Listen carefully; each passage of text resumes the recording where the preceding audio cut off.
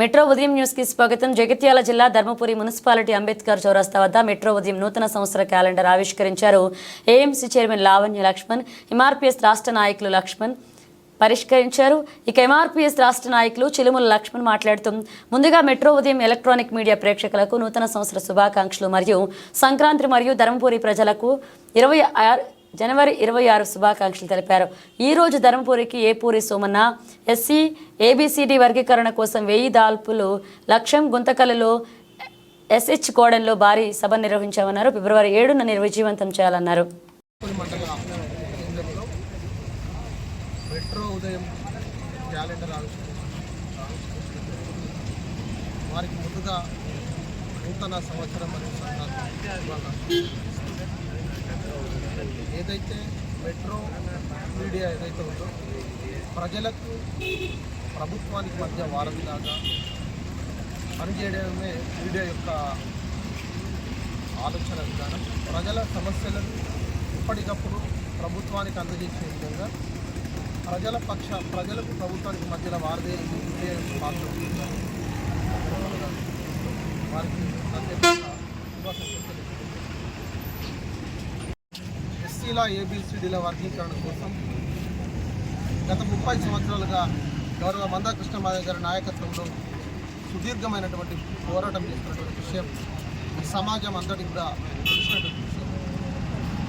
1994 July 7న ఏర్పడినటువంటి MRPS ఇవాళ ఎస్సీల ఏబిసిడీల వర్గీకరణ కోసం అనేకమైనటువంటి సామాజిక ఉద్యమాలు గౌరవ మందాకృష్ణ మాధవ్ గారి నేతృత్వంలో చేసి అనేకమైనటువంటి ఫలితాలను కూడా ఈ బడుగు బలహీన వర్గాలకు పేద ప్రజల కోసం వర్గీకరణతో పాటు అనేక సంక్షేమ పథకాలను సాధించి పెట్టే దిశగా ఇలా ఎంఆర్పీఎస్ పోరాటం విషయాన్ని అందరికీ కూడా గుర్తు చేస్తూ ఇటీవల గతంలో ఆగస్టు 1వ తారీఖున ఇచ్చినటువంటి ఎస్సీల ఏబిసిల వర్గీకరణకు సుప్రీంకోర్టు ఆయా రాష్ట్ర ప్రభుత్వాలు వర్గీకరణ చేసేటువంటి అవకాశం రాష్ట్ర ప్రభుత్వాలకు కేటాయిస్తూ ఉత్తర్వులు ఇవ్వడం జరిగింది.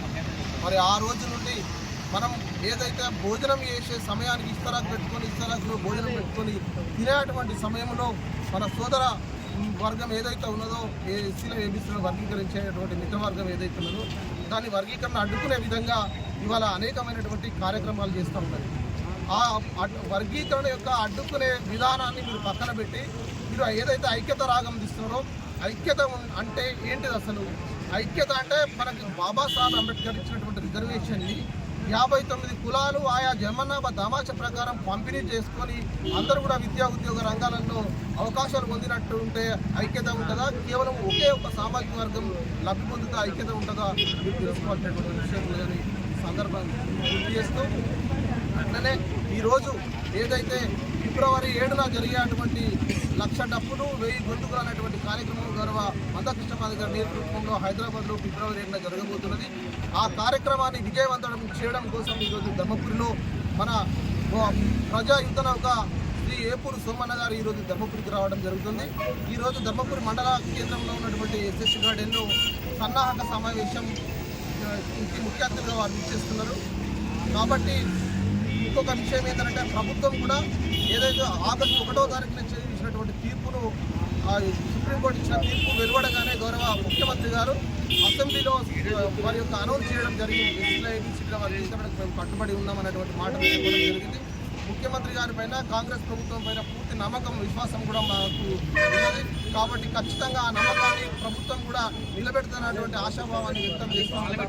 పూర్తి అతి తొందరలోనే వర్గీకరణ అమలు చేసి ఏదైతే ఎస్సీలో ఉన్నటువంటి 59 కులాలకు సామాజిక న్యాయం చేయాల్సిందిగా ప్రభుత్వాన్ని విజ్ఞప్తి చేస్తాం.